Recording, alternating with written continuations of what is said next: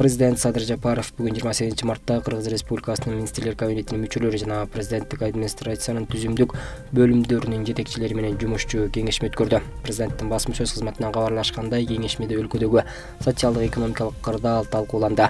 Мамлекет башчысы кризиске каршы чаралардын планын, анын ичинде азык-түлүк коопсуздугун камсыздоо жана башка социалдык экономикалык маселелерди чечүү боюнча өз убагында жана сапаттуу ишке ашыруу зарылдыгын белгиледи.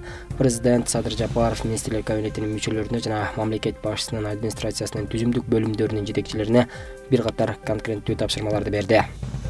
Министрлер кабинетинин төрагасы Акылбек Жапаров 2022 жылдагы Кыргызстандын калкын жана турак жай фондунун жалпы республикалык каттоого катышты. Бул тууралуу министрлер кабинетинин басма сөз кызматынан билдиришти. Министрлер кабинетинин башчысы каттоочунун суроолоруна жооп берип, ал атайы мобилдик тиркем аркылуу толтурулду. Акылбек Жапаров жарандарды эл каттоого активдүү катышууга чакырып, бул компаниянын маанилүүлүгүн баса белгиледи. Белгилесек, калкты жана турак жай фондунун каттоо 2022 жылдын 25 мартынан башталып 3 апрелге чейин созулат. Республиканын алыскы райондорунда каттоо 2022 жылдын 3 апрелинен 2 майына чейин өтөт. Компания мобилдик тиркемени пайдалануу аркылуу электрондук форматта алгач ирет өтүүдө. Каттоочулар ишинде планшеттерди же мобилдик телефондорду пайдаланууда. Бүгүн 28 мартта Жогорку Кеңештин төрагасы Талант Мамытов Казакстандын парламентинин сенатынын төрагасы Маулен Ашимбаев менен жолугушту. Бул тууралуу президенттин басма сөз кызматы билдирди. Жолугушууга КМШга мүчө өлкөлөрдүн парламенттер аралык ассамблеясынын түзүлгөндүгүнүн 30 жылдыгына карата Алматы шаарында уюштурулган мааракелик отурумдардын алкагында өттү. Анда эки өлкө ортосундагы саясий, экономикалык, маданий, гуманитардык алакаларды өнүктүрүү маселелери талкууланып, парламенттер аралык кызматташтыкты кеңейтүү тууралуу сөз болду. Төрага Талант Мамытов боордош эки элдин бардык багыттагы кызматташтыгы жогорку деңгээлде экенин белгиледи. Быйыл бир катар эки тараптуу жана жогорку деңгээлдеги иш-чаралар мерчемделген. Алсак, Казакстандын президенти Касым-Жомарт Токаевдин май айында Кыргызстанга расмий иш сапары менен келери күтүлүүдө. Бул иш сапар эки өлкөнүн мындан ары кызматташтыгын жигердүү өнүктүрүүгө өбөлгө болот деген ишеничтебиз деди ал. Муну менен бирге ал Маулен Ашимбаевди Кыргызстанга расмий иш сапары менен келип кетүүгө чакырды. Министрлер кабинетинин төрагасы, президенттин администрациясынын жетекчиси Акылбек Жапаров Кыргыз Республикасынын президентинин администрациясынын жамаатына министрлер кабинетинин төрагасынын жаңы орун басары Бакыт Төрөбаевди тааныштырды. Бул тууралуу министрлер кабинетинин басма сөз кызматынан билдиришти. Акылбек Жапаров анын ишине ийгиликтерди каалап, Бакыт Төрөбаев Жогорку Кеңештин бир нече чагырылыштагы депутаты болгондугун жана министрлер кабинетинде иштөө үчүн тийиштүү билимге жана тажрыйбага ээ экендигин белгиледи. Министрлер кабинетинин башчысы министрлер кабинетинин төрагасынын жаңы орун басарынын алдына азык-түлүк коопсуздугун камсыздоо, өнөр жайды жана реалдуу секторду өнүктүрүү, айыл чарбаны колдоого алуу боюнча милдеттерди койду. Бишкекте медицина кызматкерлери үчүн көп кабаттуу үйдүн курулушу демөөрчүлөрдүн жардамы менен башталды. Бул тууралуу кабар агенттигине саламаттык сактоо министри Алымкадыр Бейшеналиев билдирди. Бейшеналиев демөөрчүлөрдүн атын атабай турганын айтып, бирок алардын арасында анын тууганы бар экенин ырастады. Министрликте комиссия түзүлөт. Алар батирлерди мед кызматкерлерге бөлүштүрүү жана конкурстун талаптарын иштеп чыгат, дейт министр. Эскерте кетсек, Бишкекте 26 мартта медицина кызматкерлери үчүн көп кабаттуу үйдүн курулушу башталган. Үй Байтик Баатыр жана Сүйөркулов көчөлөрүнүн кесилишинде жайгашкан. Объекти пайдаланууга берүү болжол менен 2023 жылдын апрель-май айларына пландаштырылган. Буга чейин салынган 8 кабаттуу имараттын каркасын 12 кабатка чейин көтөрүү пландалууда. Кыргызстанда Ороз айы 2 апрелде башталат. Бул тууралуу Кыргызстан мусулмандарынын дин башкармалыгынан билдиришти. Маалымат кылайык, тиешелүү чечимди уламалар кеңеши кабыл алган. Bir жылда 30 күн орозо кармоо, тагыраак айтканда күн бою наар тартпай жүрүү ислам дининдеги негизги 5 парыздын бири.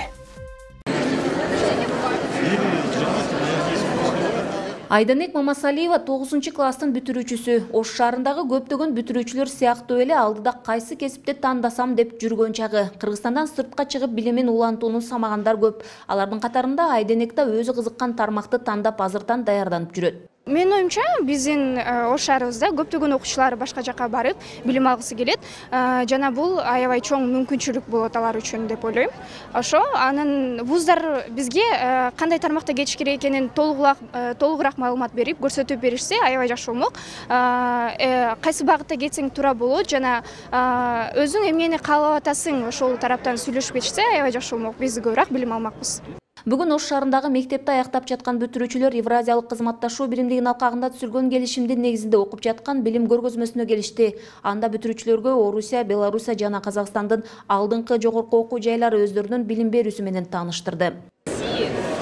климат такой же, как и у вас, очень удобно и хорошо будет при переезде. Бүтүрүүчүлөр жогорку билим менен IT жана технология жаатында улантууну каалашат. Анткени ушул тармактарда көп суроолорду берип кызыгып жүрүшкөндөр көп. Анан дагы айлык маянасы жогору болгон кесиптерди аркаласак дешет. Ну, наверное, это первое проживание. Бүтүрүүчүлөрдү биринчи кезекте жатагана кызыктырат. Анткени алар алыстан келип окушат эмеспи. Анан IT тармагына кызыккандар көп, медицина тууралуу сурагандар да көп. Бизде биотехнология бар. Анда дарылоонун жолдорун ойлоп чыгышат. Мисалы биздин окуу жайдын бүтүрүүчүлөрү коронавируска каршы вакцина иштеп чыгышууга катышкан. Бул тармак азыр өнүгүүгө жана көп акы төлөнөт. И очень высокооплачиваемое направление. Быйылкы жылы билим көргөзмөсүнө келген окуу жайлардын саны көп. Буга чейин 12 билим берүү мекемеси катышып келсе, бул ирет 21 жогорку окуу жайдын өкүлдөрү көргөзмөгө катышууда. Кош дипломдук боюнча келишимдер түзүлгөн. Демек, Ош мамлекеттик университетинде окуп, Орусиянын жогорку окуу жайларында да биргеликте билим алса болот. Жана окуусун аяктагандар Кыргызстанда, Орусияда ишмердүүлүгүн улантууга мүмкүнчүлүк алышат.